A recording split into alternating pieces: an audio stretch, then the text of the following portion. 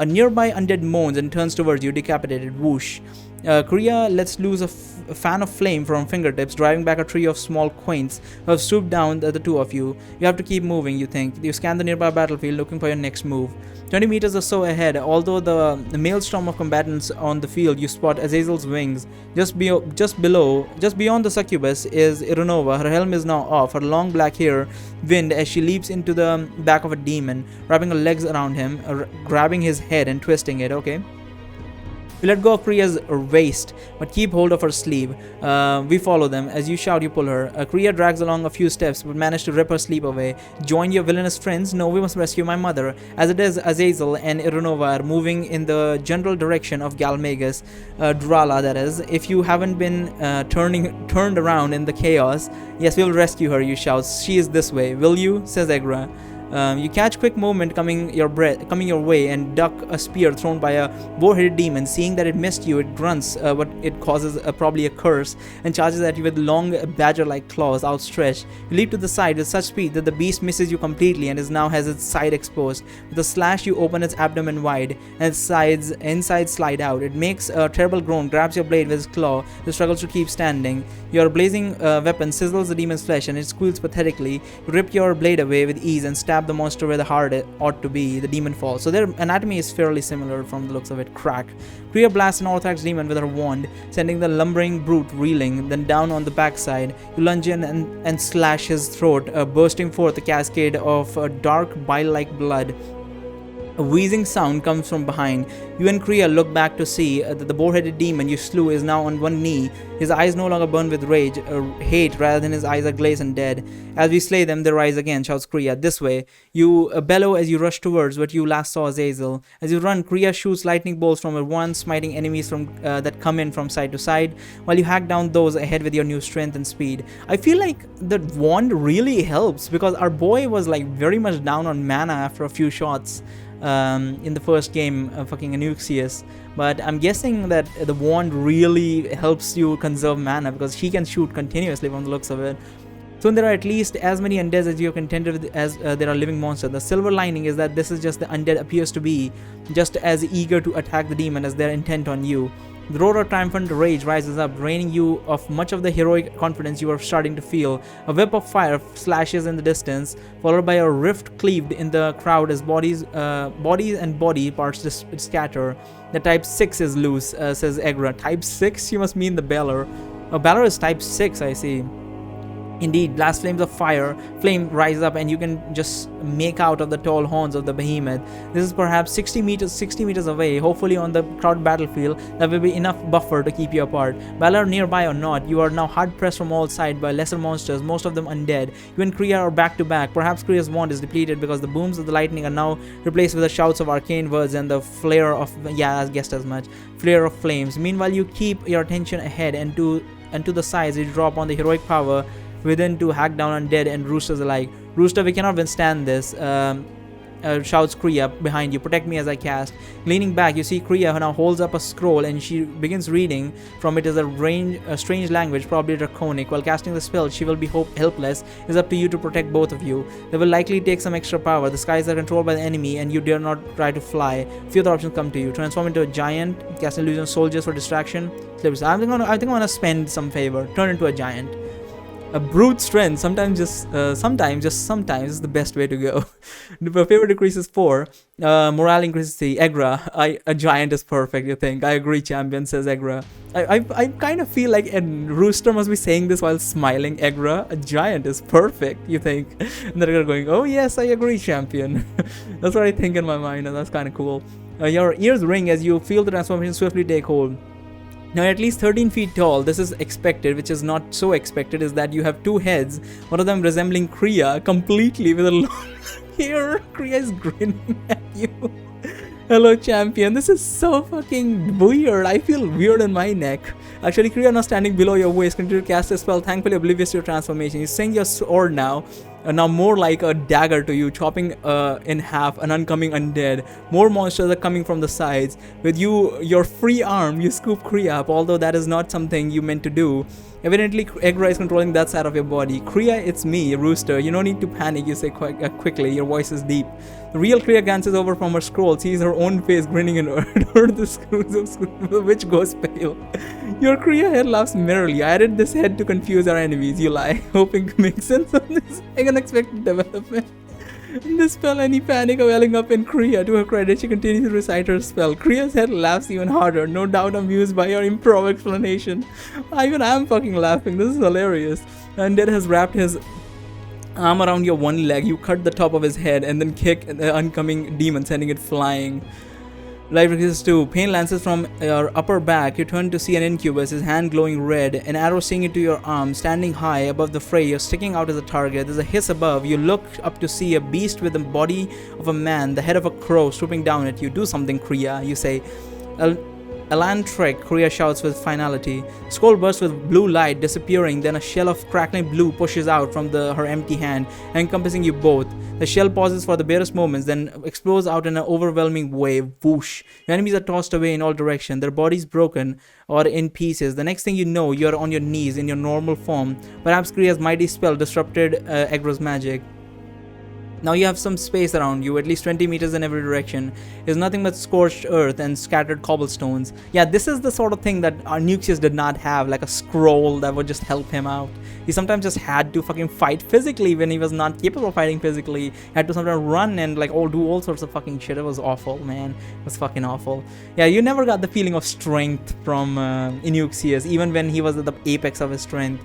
Now, however, I can see how the strength is that OP. It's kind of like the meme where they go like, you know, the boss's weapon and there's like a cool ass weapon, and the boss's weapon you unlock it and there's like a really shitty weapon, which tends to happen honestly.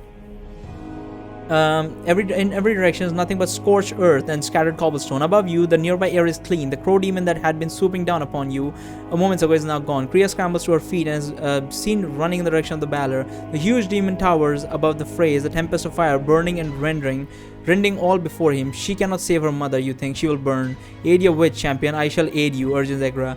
Against your better judgment, you run after Kriya straight towards the Balor. This is not Kriya urging us, by the way. I shall aid you urges not Kriya, urges Sam Landstrom. I can tell that from a mile away. Honestly, this is not our fight. We should go in.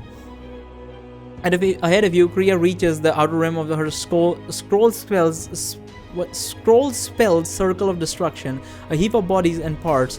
These pile of flesh are now twitching and some corpses are already rising up. Kriya leaps onto a heap of flesh. Her one leg slips on a loose arm. She struggles to balance as she outstretches her hand and shoots forth a fan of flame upon an onrushing demon.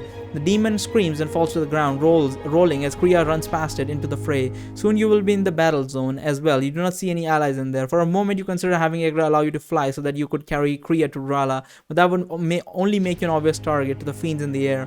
Yet on the ground, your speed and strength and sword will not be enough to keep you both alive in this mayhem.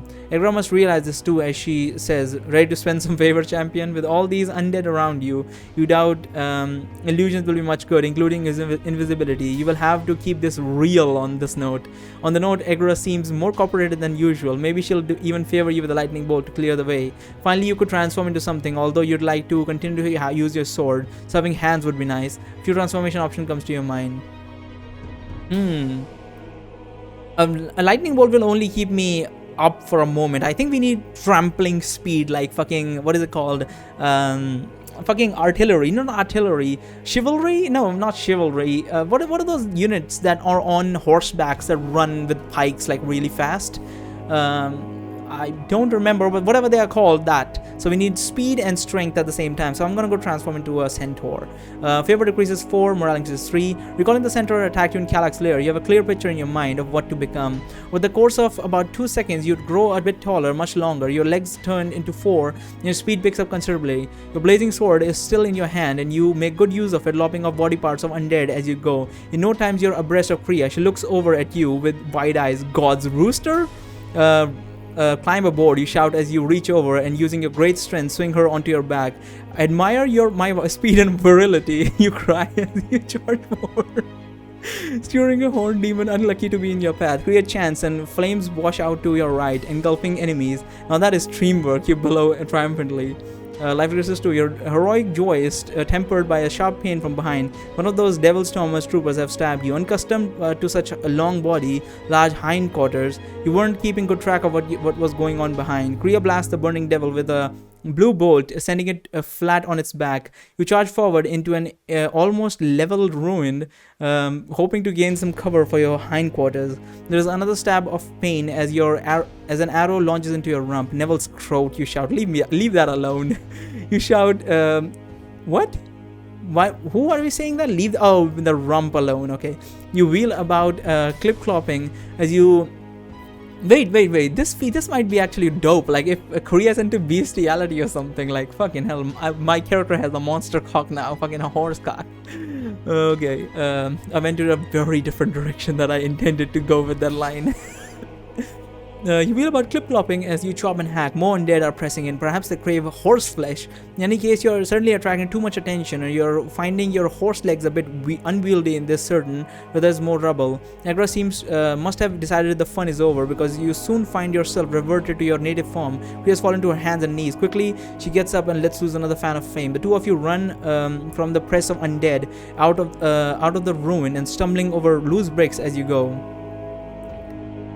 Is this the second checkpoint or the first checkpoint? Or maybe the first. As you and Kriya climb up onto a mound of rubble, you immediately spot Jackal as he is safe several meters ahead. His visor is down, but his fiendishly styled helm is unmistakable. His gourd-covered armor, although certainly heavy, does not seem to weigh him down in the slightest, as his broadsword whirls, hewing down what might be a devil, fire spurting from his eyes as Jackal plummets it. Azazel is ignoring her slave as she walks slowly forward, staring into the distance with a satisfied smile on her face. Several undead scuffle along with her as though escorts, making no move to attack the succubus nor the Jackal. Quickly you turn your head to right, because Azazel is technically under fucking Nerul now, which is technically under our boy, whatever, Anuxius now. I don't know if Anuxius has been controlled or not. We'll have to see. The line of devils, the Duke's helm is gone. Yeah, because that could happen, because he was not that strong when he crushed Nerul's soul. Surrounding the Duke are other knights, their heavy armor dented and caked with blood and mud. They too fight with abandoned hacking and stabbing any enemy within reach, seemingly without regard for the odds stacked against them. Kriya doesn't seem to notice any of this as she marched forward, straight towards the halo of flames and the roar of the Baylor. A wave of heat breaks over you from that direction. Likely you could use some allies before you go near the Baylor, not to mention Galmagus is probably still in the vicinity. Unfortunately, Kriya doesn't seem to care about reinforcements. She marches forward, reading from another scroll. Screaming Giant, her arm one shoulder aflame, retreats from the direction of the Baylor, coming straight at you. You leap to the side and tumble, allowing the Giant to pass. You recover your bearing just in time to see an undead hurtling towards Kriya. You sprint and intercept the undead, decapitating it. Kriya keeps reading, stumbling over a rabble as she continues her mad advance. The heat is getting stronger now, and this close, the burning body of the Baylor is almost blindingly bright. Between the morass of combatants, still between you and the monsters, a hulking demon stalks out his morass to meet Kriya. He has 4 arms, two of the clawed hands clutching swords, and 2 wielding warhammers. His enormous tusks are carved and cruel. His toothless mouth is open wide in fury. His leg is on fire and smoking. You lunge in, trying to do your best to protect Kriya, who for her part ignores the danger. Her scroll certainly burns in a flash. You parry one hammer as the sword slashes you with a short sword. The demon swings his other 2 weapons at Kriya. Boom. The steel does not touch the witch, rather the sparks and the hammer strike a sparking magical spell, and a shockwave bursts out, mostly forward into the tusk horror, but also knocking you to the ground. Swiftly you get up and press your advantage over the stunned demon, and not the stunning demon, and chop down, severing through tusk and skull. The monster convulses, it dies, but you do not linger. No doubt it will rise again at any moment. Kriya continues to advance. Her skin has turned pale white, with veins of black and brown, reminding you of a marble. The shell around her flickers violently as an arrow is deflected from it. She pulls from her dress yet another scroll and begins I don't know what the fuck is she doing. She means to spend her mother's entire magic trove, says Agra, as good a time as any. Flames burst out from ahead If you put Paul a hammer down, the vibrations are overwhelming all else. The six comes, says Agra, oh boy. Suddenly you feel the presence of many terrible eyes upon you, like snakes slithering over your skin. Your heart hammers in your chest. You fall to the ground, your face smacking stone. You feel your body writhing uncontrollably. Your sight dims and then there is darkness. What the hell happened? What happened? The next thing you know, you're in the town square, the smell of sweet everywhere. Seagulls drift in the air above, their beak open as they call, but you cannot hear them over the roar of crowd.